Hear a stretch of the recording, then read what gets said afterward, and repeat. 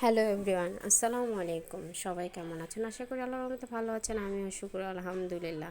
ফাতেমা জাহান Tabassum channel থেকে। ফাতেমা জাহান তাবাসসুম খুবই অসুস্থ, সবাই ওর জন্য দোয়া করবেন। Welcome back to the channel. আমার চ্যানেলে সবাইকে স্বাগতম। নতুন কোনো ভিডিও আপলোড করতে পারছি না। ফাতেমা জাহান তাবাসসুম খুবই অসুস্থ, তো সবাই ওর জন্য দোয়া করবেন। ছেলে মেয়ের অসুস্থ হলে কিছুই বোঝা যায় না, কোন সময় কোন দুর্ঘটনা আসে, রাস্তাঘাটে হয় নাকি ওটার কোনো ডর থাকে না। বিশ্বাস করবেন না, আমরা যে পরিস্থিতির ভিতরে ছিলাম কতটা, একমাত্র উপর আল্লাহ জানে আর আমরা জানি।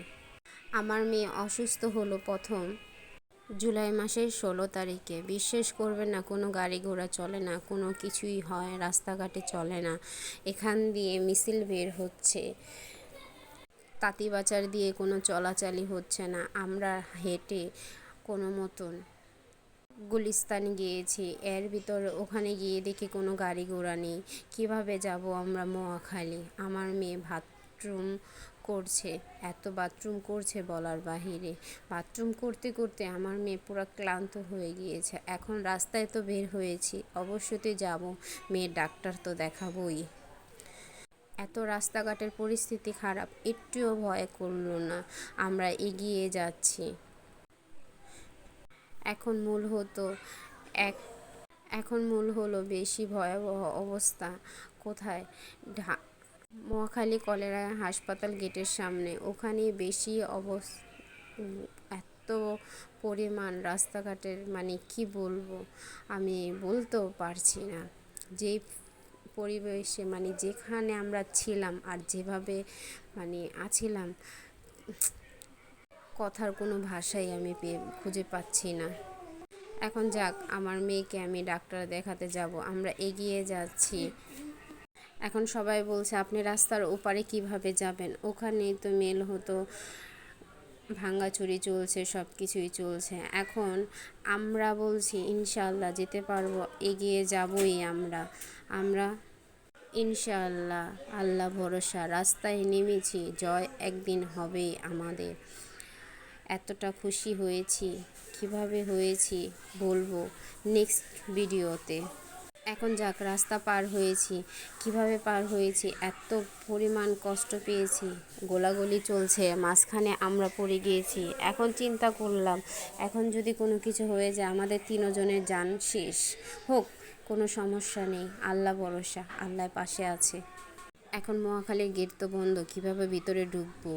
এখন একটি পুলিশ ভাই এসেছে আমাদের পাশে, এসে বলছে এই গেটটা একটু খুলেন, দেখেন রুগী এসেছে, রুগী ধরুন, গেটটা খুলেন। যাকে ভাইয়ার সাহায্য পেয়ে ভিতরে ঢুকলাম। বিশ্বাস করবে না, ভিতরে যাওয়ার পর এতটা পরিমাণ আমার মেয়েকে তাড়াতাড়ি নিয়েই সবাই সেবা দিল। কি সুন্দর সেবা দিল আমার হাত থেকে, কোনো কোনো কিছুই, মানে কি বলবো, আমাদের নাম ঠিকানা লাগে না, কোনো কিচ্ছু লাগে না, আগেই দিয়েছে সেবা, ওজনটা মেপে আগেই সেবা দিয়েছে। আমার মেয়েকে সেবা দিয়ে তারপরে সব কিছু। এখন বাচ্চাটা খুবই অসুস্থ ছিল, এখন একটু সুস্থ হয়েছে। এক ডাক্তার আপা এসে তাকে কোলে তুলে নিয়ে অনেক আদর করেছে, ওকে অনেক ভালোবাসা দিয়েছে। ও ডাক্তার আপা বলেছে একদিন ইনশাল্লাহ তুমি আমার মতন বড় এক ডাক্তার হবে, তুমিও আর সবাই সেবা করবে, তুমিও সবার পাশে থাকবে, সবার ভালো করে যত্ন নেবে। এই ডাক্তার আপাটা খুবই ভালো, এত ভালো। মহাখালীর সব কিছুই ভালো পরিবেশ, কোনো নোংরা নাই, কোনো নাই, কোনো কিচ্ছু নাই। একদিক দিয়ে একটু নোংরা হয়, আরেক দিক দিয়ে অপরিষ্কার পরিষ্কার করে ফেলে, এত পরিষ্কার বলার বাহিরে। ওখানে যে যেয়েছে অবশ্যই ওখানকার খবর জানে। নামে কলেরা হাসপাতাল, এত পরিষ্কার, এত ভালো লেগেছে। আমি যে এক সপ্তাহ ছিলাম, আমি বুঝতেই পারি নাই আমি একটা হসপিটালে ছিলাম। আমার বাচ্চা খুবই যন্ত্রণা করেছে, ও অনেকই অসুস্থ ছিল, পরিমাণ অনেকই খারাপ অবস্থা ছিল। যাক, এখন একটু আল্লাহ দিলে একটু সুস্থ হয়েছে, কিন্তু কিছু রোগ ধরা পড়েছে, ওই রোগের চিকিৎসা করতে হবে। এখনও পুরোপুরি ও সুস্থ হয়নি।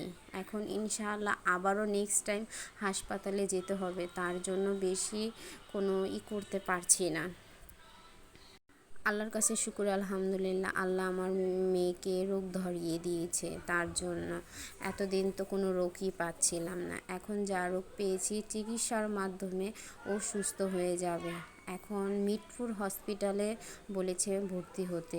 এখন আল্লাহ দিলে শনিবারে মিটফুট হসপিটালে শনিবারে ভর্তি হতে যাব।